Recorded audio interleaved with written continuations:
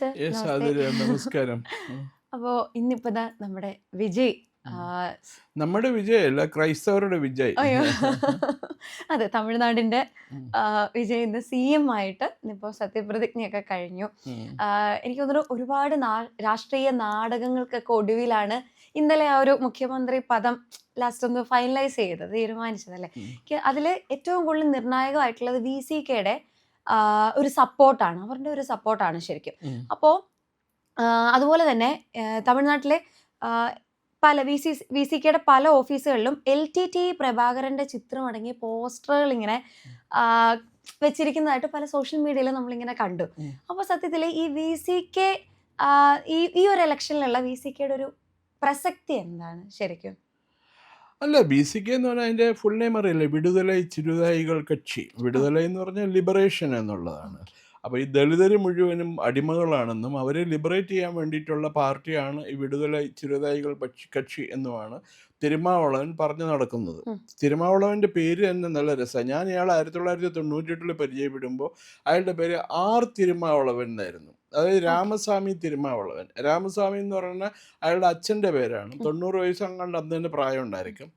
അപ്പോൾ അയാളോട് കരുണാനിധി പറഞ്ഞു, എടോ തൻ്റെ പേരിന് ഒരു ഗമ്മില്ല, അത് താനത് ഈ ഹൈന്ദവ പേരാ. അപ്പോൾ കരുണാനിധി നമ്പർ 1 ആൻറ്റി ഹൈന്ദവനാണ്, ഹൈന്ദവരോട് ഭയങ്കര ദേഷ്യമാണ്. അപ്പോൾ ഈ രാമസ്വാമി എന്ന് പറഞ്ഞാൽ ഹിന്ദുക്കളുടെ പേരാണെന്നറിയാം, താൻ പോയി ആ പേര് എങ്ങനെയെങ്കിലും ഒന്ന് മാറ്റണം കേട്ടോ എന്ന് പറഞ്ഞു. അങ്ങനെ ഇയാളുടെ ആ കാരണവരൊന്ന് ജീവിച്ചിരിപ്പുണ്ട്. ആ 94 വയസ്സിലെങ്ങാണ്ട് ഒറ്റയാണ് ഈ രാമസ്വാമിയുടെ പേര് മാറ്റി തോൽ കാപ്പി എന്നാക്കിയത്. അപ്പൻ്റെ പേര് മാറ്റണം ലോകത്തിലെ ആദ്യത്തെ പുത്രൻ തിരുമാവളവനാണ്.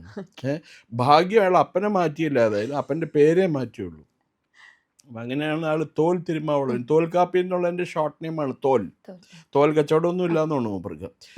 അപ്പോൾ ഇയാളുടെ പാർട്ടിക്ക് ആദ്യമൊന്നും അധികാര സ്ഥാനങ്ങളിലേക്ക് വലിയ ഇതൊന്നും ഉണ്ടായിരുന്നില്ല. അപ്പം മൂപ്പരുടെ പ്രധാന പരിപാടി കട്ടപ്പഞ്ചായത്ത് നടത്തുക എന്നുള്ളതാണ്. കട്ടപ്പഞ്ചായത്ത് നടത്തുക എങ്ങനെയാണെന്ന് വെച്ചാൽ ഗ്രാമങ്ങളിലും അതുപോലെ തന്നെ ചെറിയ ചെറിയ പട്ടണങ്ങളിലും ഒക്കെ എന്തെങ്കിലും പ്രശ്നങ്ങൾ ആൾക്കാർ തമ്മിലുള്ളപ്പോൾ ആൾക്കാരെ പിടിച്ചുകൊണ്ട് വരും ഈ പ്രശ്നമുള്ളവർ.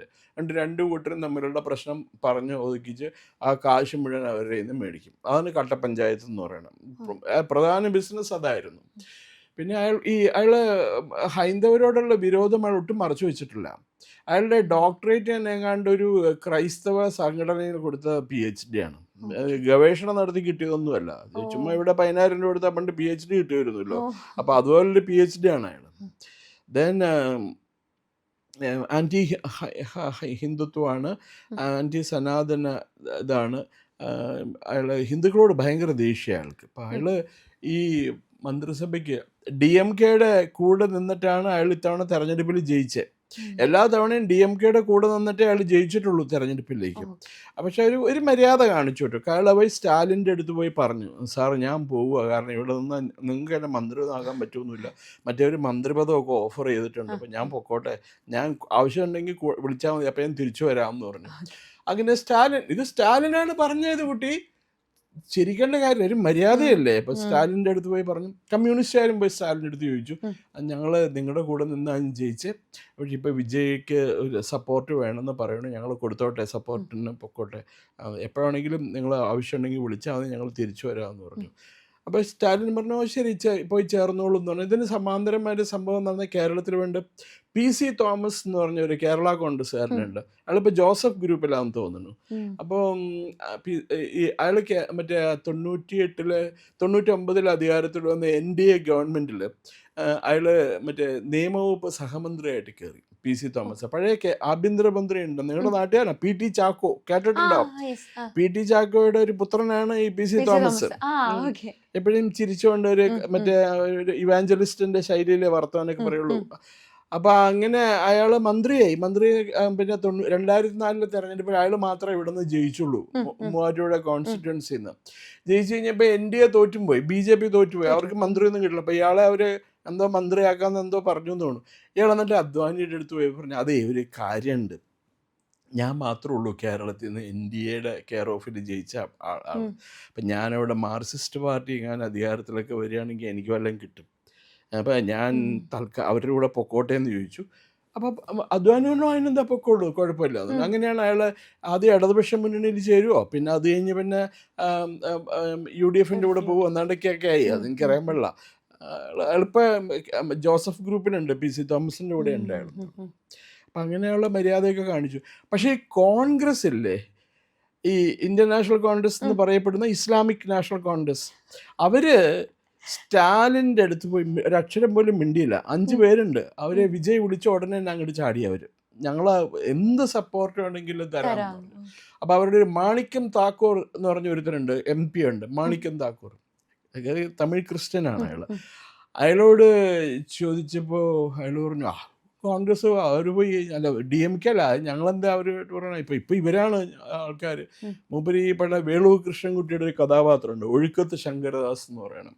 അയാളിങ്ങനെ ഒഴുകി നടക്കും, ഭരണകക്ഷിയുടെ കൂടെ മൂപ്പരെന്ന്.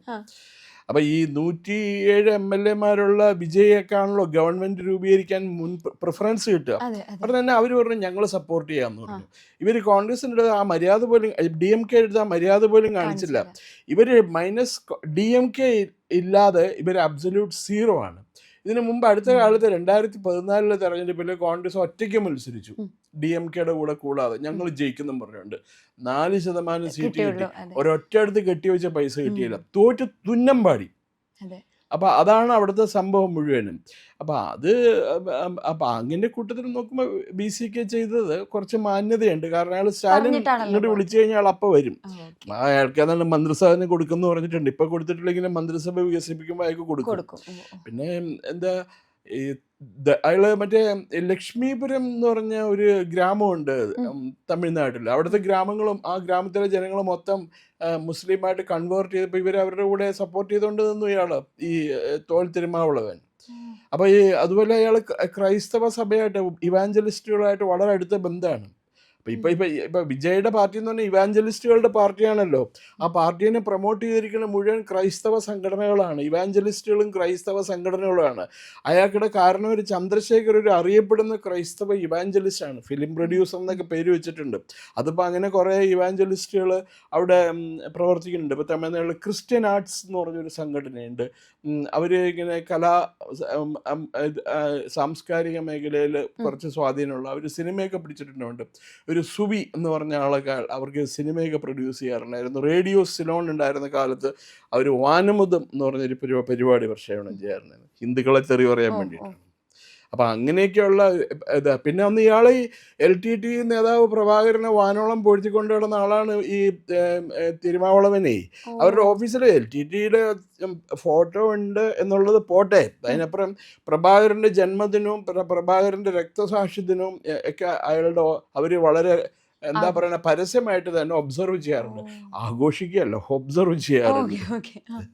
മരണം ഇത് ആഘോഷിക്കാറുണ്ട്. അപ്പോൾ അതങ്ങനെ ചെയ്യാറുണ്ട്. ഇപ്പോൾ ഒരു ദേശീയ വിരുദ്ധ സംഘടനയാണ് അയാളെ കാണുമ്പോൾ തന്നെ അറിയാം, ഒരു അഗ്ലി ലുക്കിംഗ് മാൻ.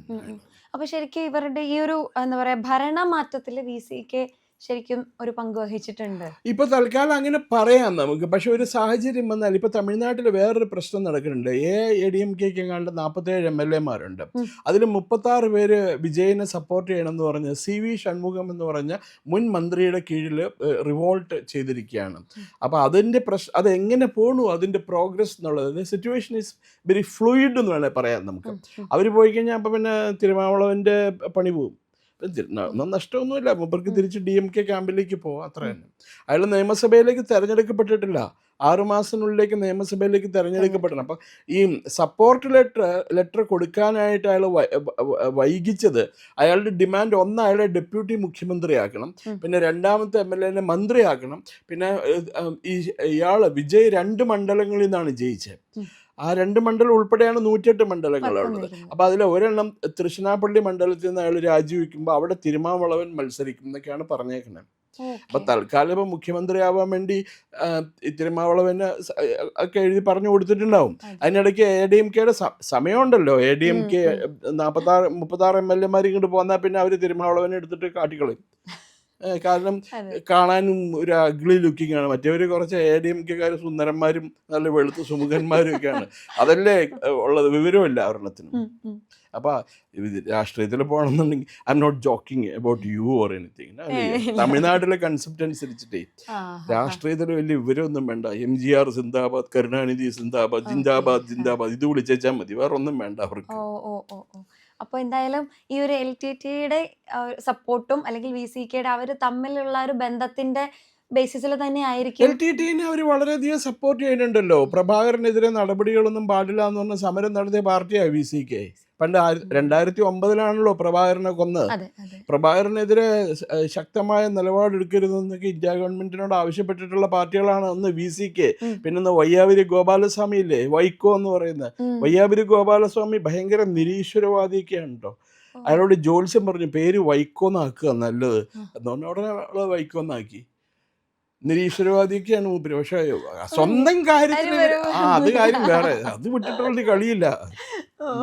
അപ്പൊ അങ്ങനെയൊക്കെ ചെയ്തിട്ടുള്ള ഇവര് എല്ലാവരും അതെ. ഇയാളൊക്കെ രഹസ്യമായിട്ട് പോയിട്ട് ഹിന്ദു ക്ഷേത്രങ്ങളിലൊക്കെ പോയി തൊഴും. ഈ തിരുമാവളവനൊക്കെ പള്ളി പോയി പ്രാർത്ഥിച്ചിട്ട് കാര്യമില്ല. അവിടെ പള്ളിയിൽ അച്ഛൻ ഈ കുരിശ് വരച്ചിട്ട് ഇങ്ങനെ പോ എന്ന് പറഞ്ഞ് പറഞ്ഞു വിടുകയല്ലേ ഉള്ളൂ. അവിടെ ഹിന്ദു ക്ഷേത്രത്തിൽ പോയാൽ ഒരു സെറീനിറ്റി ഉണ്ടാവും, ഒരു പീസ് ഓഫ് മൈൻഡ് കിട്ടും. അപ്പോൾ അത് അവിടെ നിന്ന് കുറച്ച് പുണ്യാഹം കൊടുത്തു കഴിഞ്ഞാൽ അതും കുടിച്ചു കഴിഞ്ഞിട്ട് മൂപ്പര് പോവും. പിന്നെ ഊർജ്ജ സലനായിട്ട് മൂപ്പര് രാഷ്ട്രീയത്തിലേക്ക് ഇറങ്ങുകയാണ് മൂപ്പര്. അത് മാറും തമിഴ്നാട്ടിൽ ചിലപ്പോൾ. ഈ ADMKയുടെ 36 MLA മാർ വന്നു കഴിഞ്ഞാൽ പിന്നെ ഇവരുടെ ഒന്നും ആവശ്യം ഉണ്ടാവില്ല അവർക്ക്.